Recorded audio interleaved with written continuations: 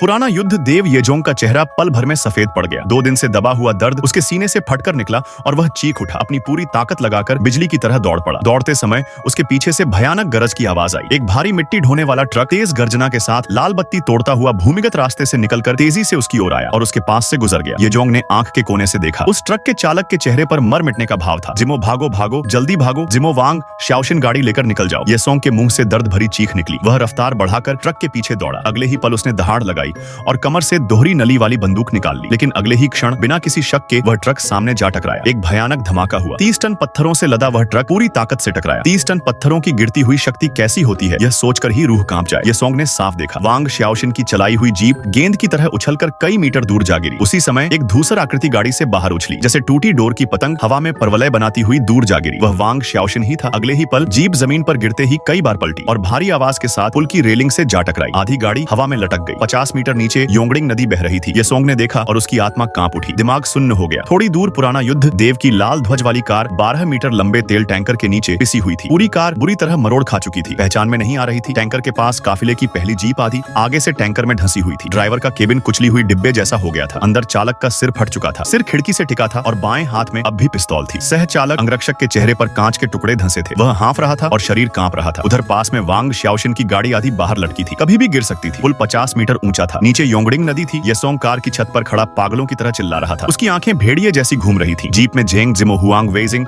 और छिंग यिहान थे। लाल ध्वज कार में पुराना युद्ध, देव फान होंगजू, लो लेयुली, शिनबेई और सचिव थे। इस क्षण येसोंग के दांत भींच गए। आंखें खून सी लाल हो गईं। तभी अचानक एक ठंडी हवा चली और उसके चेहरे का रंग उड़ गया। उसे पेट्रोल की तेज गंध आई। लाल ध्वज कार पर चढ़ा तेल टैंकर तेल रिसा रहा था। यह देखकर वह कांप उठा। उसके हाथ पैर ढीले पड़ गए। वह जमीन पर लुढ़क कर पड़ा अग्निशामक यंत्र उठाया और बिना सोचे टैंकर की ओर दौड़ा। उसी क्षण नरक जैसी गूंजती आवाज उसके कानों में फटी। दौड़ते हुए उसने ऊपर देखा और उसकी रूह कांप गई। मुड़ी हुई रेलिंग चरमराती आवाज के साथ धीरे धीरे नीचे खिसक रही थी।